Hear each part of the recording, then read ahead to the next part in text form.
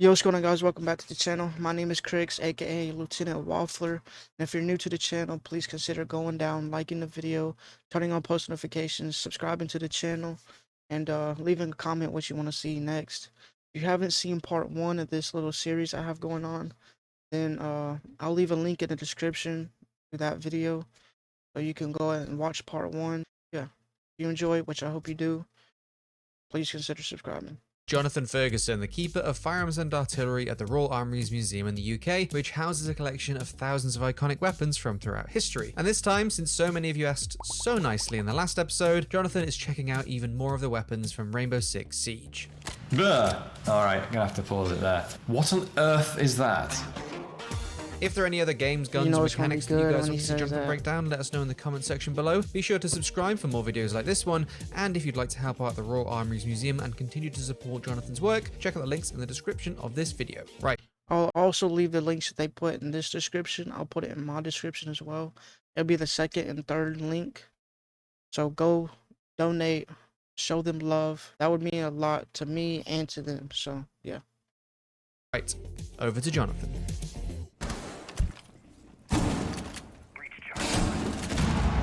Super shoddy.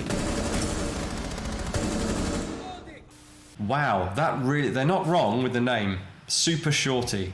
It is, in fact, super short. I mean, usably short, I think. If you want it for blowing hinges off doors, short enough that you're going to get enough pressure to actually damage and all blow away the hinges. I wouldn't like to rely on something that short for any practical purpose. Apart from anything, you're only going to fit 2 rounds into that magazine tube. We get a third round out of it by chamber loading, which you'll see a lot of people do with tactical shotguns or competition shotguns as well. So they'll load the first round via the ejection port. Advantage to that, of course, is you've got a round in the chamber right away. So if you're set upon, you can fire that round and you don't have to carry on loading the magazine tube. The base weapon is a Remington 870 and it has a sort of side grade kit involving a pistol grip, no buttstock, and a stop ridge pump grip. Not a bad idea, because with a barrel that short, you've got a reasonable chance of blowing all your fingers off if you slip off the front of the pump grip. So Yeah, that that big makes a lot of flange is sense. a very good idea. The real downside for combat use, apart from it being pump action and therefore slow, is the lack of a buttstock. I mean, that just drastically hampers your ability to aim.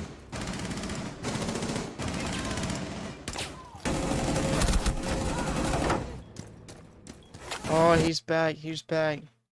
Irregular Dave.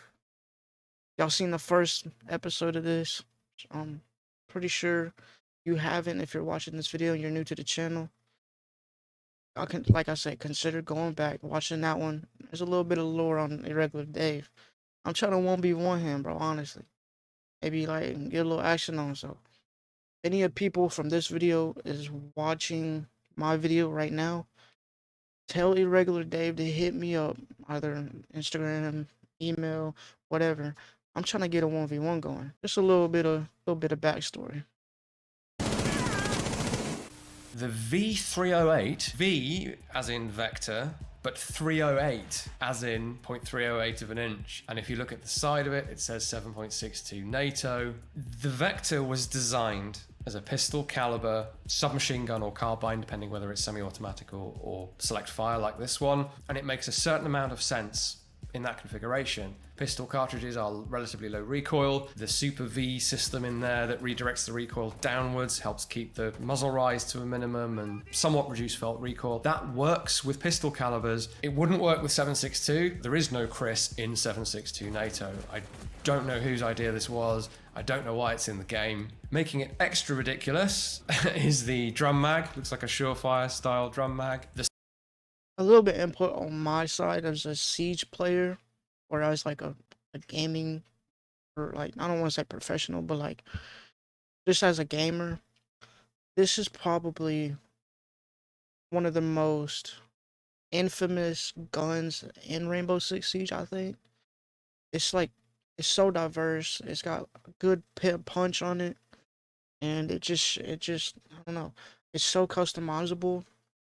I believe this gun was in Call of Duty franchise as well. Let me actually look it up.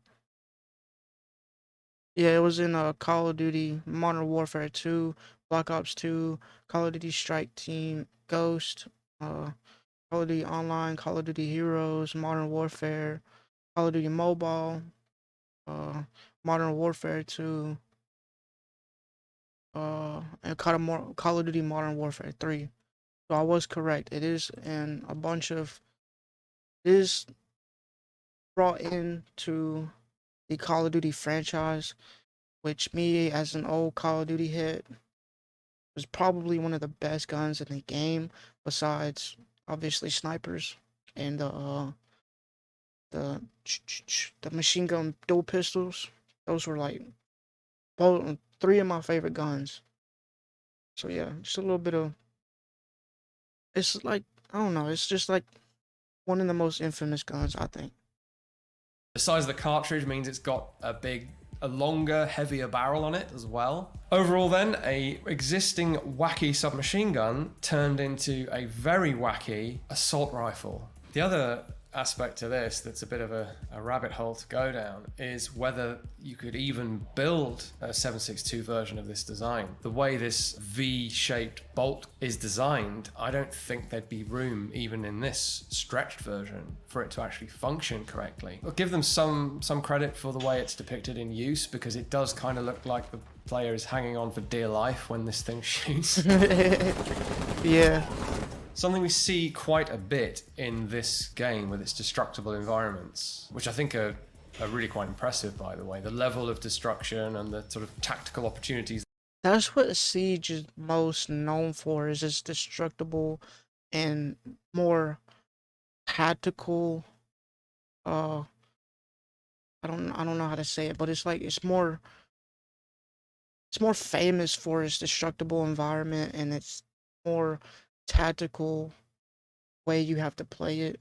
It's like it's such a good game, and most people hate it because when they play it for the first time, they don't do so well because they go in with the Call of Duty mindset, and it's nothing like Call of Duty at all. And then they get slammed, like, and then they don't understand how to play the game. So that's why most people quit.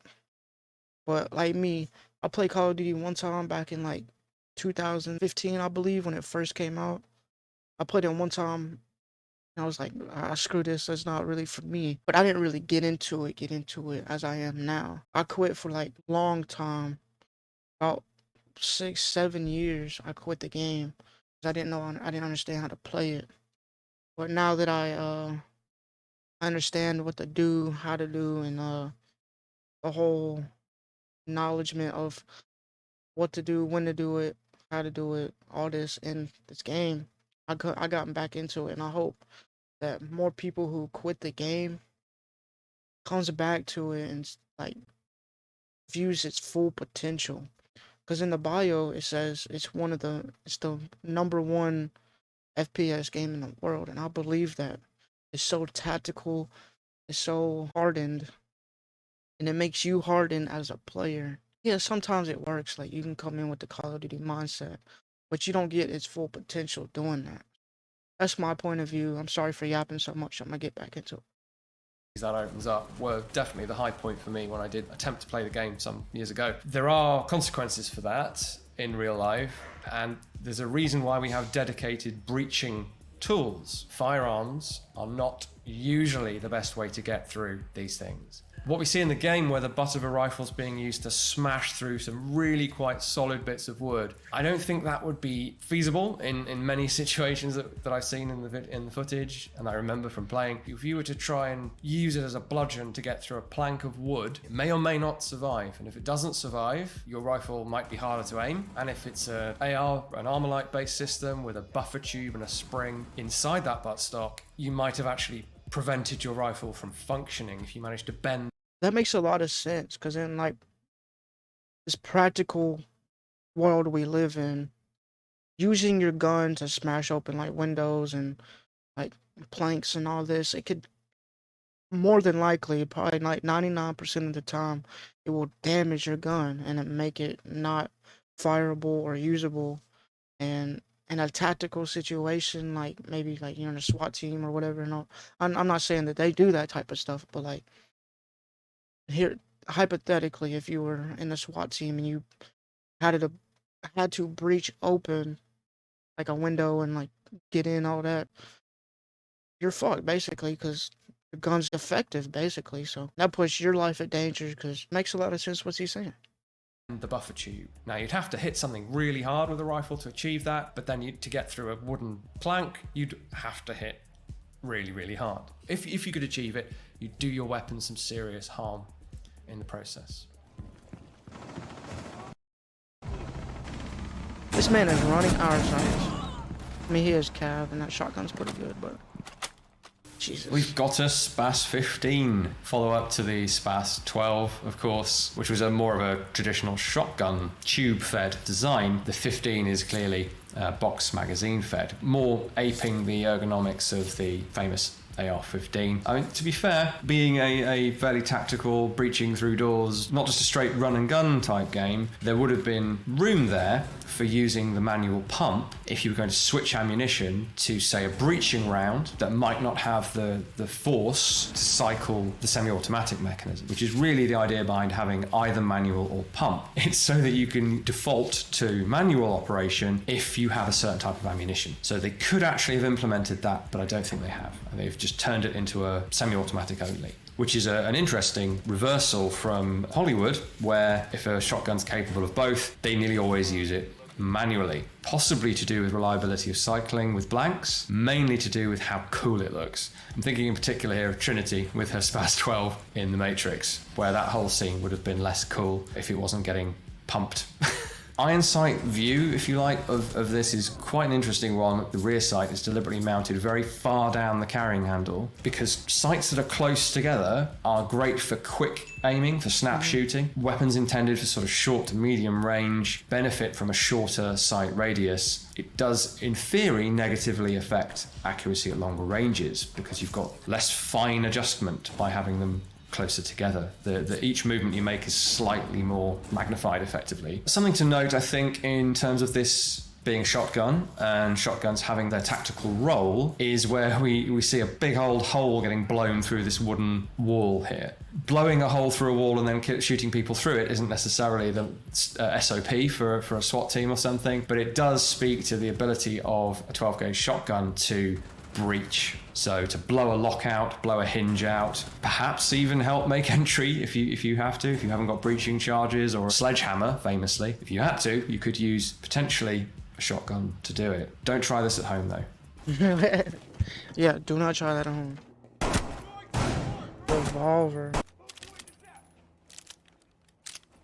We're dealing here clearly with a French GIGN operator with a ballistic shield, and he has a revolver. And I believe they have stopped using revolvers now. They were certainly using them into the turn of the millennium, in contrast to just about every other Special Forces unit in the world. It was almost like a badge of identity, of honor, that they were using these really nicely made Manual revolvers, which is what this should be. The MR37, but it's not. It's a Smith & Wesson 5.86, so it's an American equivalent to the correct French revolver. Now, if this was a low-budget movie or something, or one filmed somewhere where they couldn't get the manual, I'd say fair enough. But as this is a virtual environment, I'm going to say, why didn't you use the MR73? Because that's what he should have. Now, in the middle of a blazing firefight in Siege, you're not going to be able to really tell the difference anyway. But this is what it should be. Very, very similar. Also 357 Magnum. Kind of bizarre that it's still in use as late as it was, being that it's only 6 rounds, and a modern self-loading pistol, well, take your pick, anything from 15 to 20 rounds now. But for certain applications at least, this was still in use until really quite recently, and I'm sure they still have them in the armories. Come to think of it, I don't know that I've seen one of these in a video game. So if I'm right, somebody please put one in a game, because they're really cool. Accessorizing revolvers is tricky. They're old technology. They weren't designed for sights and lasers and stuff like that. If you wanted a scope, you had to have a sort of a dovetail mount adapted. And as for lasers, there isn't really anywhere to mount them. We've seen grips that have a little laser built in, so when you squeeze the grip, the laser comes on. What we've got in Siege is a quite old-fashioned way of mounting a laser. So you would literally put a hole in the front of the trigger guard. Wouldn't dream of it on this. This is too much of a sort of collector piece, really. And you'd clamp on, hoping that the angle works with it, a sort of kit, and then a wire that would run around the trigger guard or along the frame to the grip, and then when you grip the grip, the laser would come on, and it's sticking out of the front of the trigger guard. So that's not been invented by the developers of this game. That is an old school way of mounting a laser. That's very interesting because in my old video I was saying like I wonder how they came up with all this, but really, like you just said, they didn't. They took it from history and put it into this game. So it's very, very interesting. Laser to a gun that wasn't designed to have one.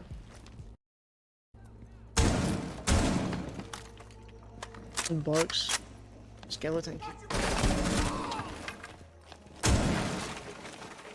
Right, well, the name says C8 SFW, SFW being Special Forces Weapon, a specific variant of the C8 carbine, Canadian equivalent to the US M4. So this C8 SFW that I'm holding here.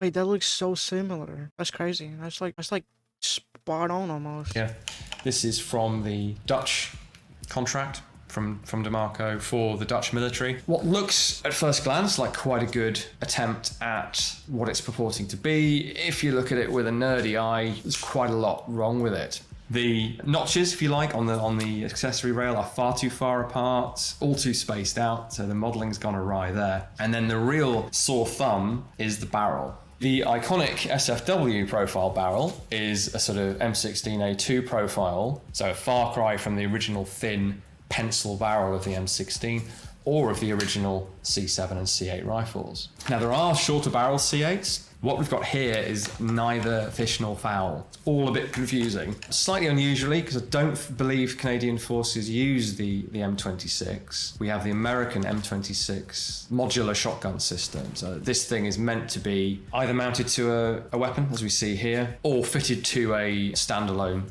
grip stock to use as a sort of handy light breaching shotgun. And of course you could use it for combat in a pinch, but that's not really what it's for. That short barrel isn't going to be developing perhaps enough velocity for reliable combat use. That's not really what it's for. It's meant for getting through doors primarily. Those are some mighty big holes for such a small shotgun. You're firing most likely buckshot, and the holes created in that sort of drywall or whatever it is are absolutely immense. I don't think the physics would allow for that. Equally, you don't want to be stood there for 5 minutes while you manually blow a hole through a wall with a shotgun in a game. That's a compromise that they've made. FMG. This is also a good gun to Siege. One Op 4 remaining. Op 4 eliminated. This is a really odd choice, I think. And I think it's the Magpul version, the FMG-9, which was a folding submachine gun designed to fold into a rectangular block. The very first... Didn't they make these in like a suitcase form? Yeah, they did. Yeah, it looks like a suitcase. They also made these ones. I like this design better. Possibly the second version, appears in RoboCop 2. Point being, this is meant to be like the ultimate concealed submachine gun. It folds pretty much in half. The magazine and the grip folds up, and then the whole thing folds together, so it's like a nice compact, blocky item. The problem with anything like that is the time it takes you to deploy it versus just lifting a gun up from a sling or pulling it out from a hip holster or something like that. Folding guns don't make a great deal of sense, certainly not for this kind of role. More strange than that, I think, is that the game doesn't even acknowledge the folding aspect of the gun. You don't even get a cool flippy, spinny, unfoldy animation as the gun is readied. It just comes up, and if you didn't look it up or didn't know about what it was, you would just think it was a weird looking submachine gun. So I don't really know why they chose it. Maybe they had specific plans for it that were more interactive. I don't know. Yeah, it doesn't really make in-game sense to me. It doesn't at all. Bleh. What in the hell? Well, this was in the intro. All right, I'm gonna have to pause it there. What on earth is that? Next up is the Mark 17 CQB. Mark 17 being the US military designation for the SCAR Heavy, the Special Forces Combat SCAR. Assault Rifle. The F is silent. And quite what a combat assault rifle is supposed to be, I'm not quite sure. Well, I am sure. Someone desperately wanted the acronym to spell SCAR, because it's manly, I suppose. So the idea here would be the punch of 7.62 with the compactness of something more the size of an M4, or even shorter actually, more like a Mark 18. So it fits very much the mold of a modern Rainbow Six game. Not at all surprised to see it here. One of the first several firearms to introduce this idea of not black. Solid black coloration actually not being great for camouflage. You're much better off with a greenish color. This sort of mishmash of different shades of brown, this is actually what they look like. They're very rarely one solid color because the different finishes, the different materials end up looking different. They reflect the light differently, apart from anything else. But I've been doing this for perhaps 12 years in a professional capacity, and I have never once seen, even as an idea, this style of ballistic shield where it's just a transparent piece of plexiglass or ballistic glass, whatever this is meant to be, that attaches to the rifle directly. The great benefit would be that it gives you a great field of view, not interrupted by Kevlar or ceramic or steel or whatever you would normally use for a ballistic shield. The massive downside is how incredibly unwieldy this would make the weapon. We constantly struggle to add functionality to firearms to make them more capable whilst keeping weight down, and strapping a bit of double glazing to your rifle seems like a spectacularly poor idea. You either want a ballistic shield, a full height, or maybe even a half height one to give you full coverage of your torso at least, or you want a rifle. You don't want a rifle and a ballistic shield combined. It's been tried, and when I say it's been tried as far back as the 1530s with gun shields that were purchased by Wait, that's actually crazy. Can't believe they had those in the 1500s. among others, Henry VIII. We have quite a few in our collection, and they Those are are cool as iron or fuck. steel and wood shields with a matchlock breech loading gun mounted in the middle of them. And those didn't catch on for very good reason, and this wouldn't either. It's very unwieldy.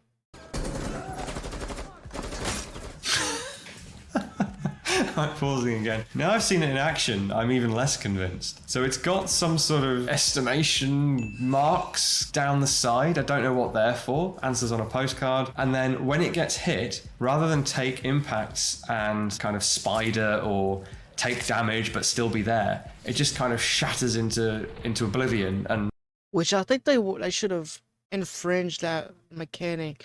Once it gets hit, like it spiders, and then after it takes so much like damage, then it breaks. But they don't. It stays there until it takes that amount of damage it takes to destroy it. I think it would have been a cool mechanic if it, like when it gets hit, it spiders and you can like see the indentation of where the bullet hit it, so you can like give an estimation of where the enemy is. Like if they're out of sights, then they shoot it, and then you get what I'm saying.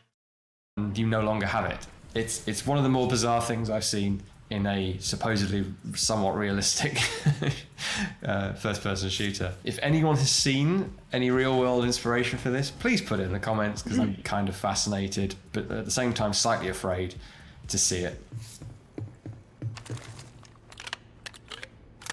Ass charges.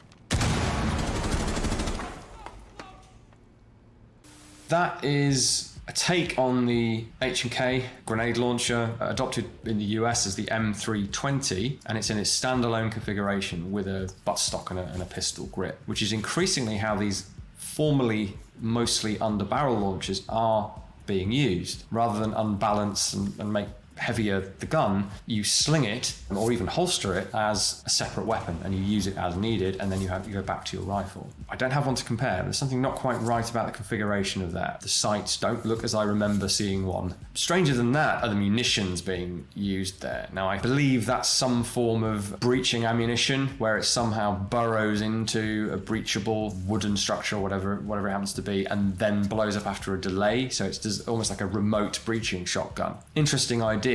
I'm not aware of any real ammunition like that existing, though. I think it would be really quite problematic to get to work, and quite dangerous if it didn't work. There's not really a need. If you're breaching, they don't know you're there, so you get as close as you need to. You shouldn't really need to breach from a distance, but I don't do this for a living, so Maybe Wait, that's been moved.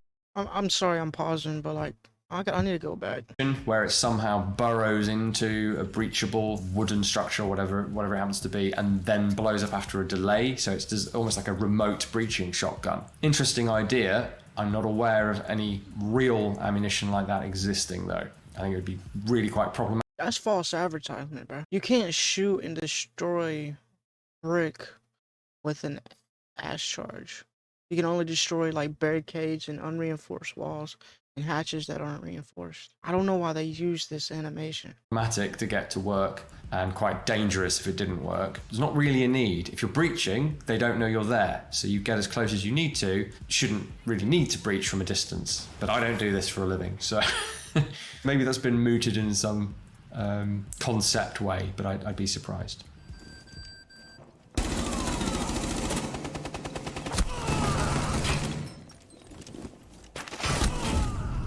Op 4 eliminated. For those of you wondering what this funny looking beige MP5 is, this is the MLI, Midlife Improvement configuration for the MP5. So this isn't a third-party manufacturer or an aftermarket accessory kit. This is Heckler & Koch trying to keep their 1960s vintage MP5 relevant. Some would say that they should be doing that by adding a bolt hold open device so that you don't have to do the rather slow HK reload with the old slap that we know and love. So the changes are to do with accessories, other than the cosmetic change of making it fashionable and brown. So the gun hasn't changed. They're just finishing them in a different color, fitting an accessory handguard, fitting a rail adapter, still got the old iron sights on there, and in fact the same claw mounting system underneath, but rather a cost-effective way to keep the MP5 somewhat competitive with modern submachine guns. But they could perhaps have gone further with that to keep it in the race. But then submachine guns are not widely purchased for this kind of role anymore. You're better off with an intermediate rifle caliber, really, for most applications. But the MP5 is an absolute classic. I can't help feeling that H&K have ruined the aesthetic appeal of it with this update. We can't blame Siege for that.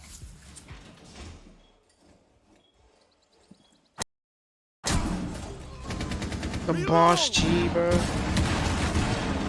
One of the most... Right, a shotgun, clearly. I'm not super hot on over under 12 gauge shotguns, I must admit. They're really more of a sporting gun. This is over and under, which I guess makes it look a bit more tactical than a side-by-side, but really, a gun like this has no place in a tactical shooter, as far as I'm concerned. 2 shots, cumbersome reload for the type of application that's being used for. When this thing is reloaded, if the player's only fired 1 round, it will only eject the fired case. There's some clever mechanical jiggery-pokery going on in there that will only punt out the fired case. So that, although it might look like a mistake, is definitely not. There's a nice touch when this thing is opened up because you can see the sort of decorative pattern of polishing that's done to the breech end of the barrels. So that's something you'd see on a relatively decent sporting shotgun, which presumably this is supposed to be, although you wouldn't normally see it on one with black polymer tactical looking furniture. Someone has, to annoy/amuse me, put an ACOG 4-power optical sight on this thing. Why you wouldn't do that? Major issue, of course, is the magnification and the field of view. If you're trying to look through this and use it at close range, try walking around your house with a pair of binoculars in front of your eyes. So I'm not really the biggest fan of this thing.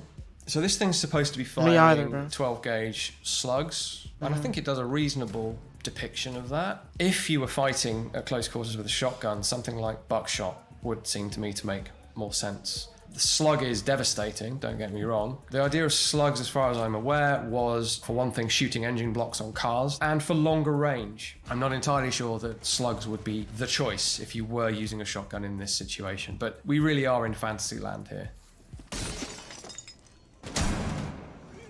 Most annoying shotgun. Thanks very much for watching the firearms of Rainbow Six Siege. Please join us. That was very informational. I like these type of videos. If y'all want to see part 3, make sure you go down, like the video. If you're new to the channel, go down, sub to the channel, like the video, turn on post notifications, and I'll see you in the next episode. Peace.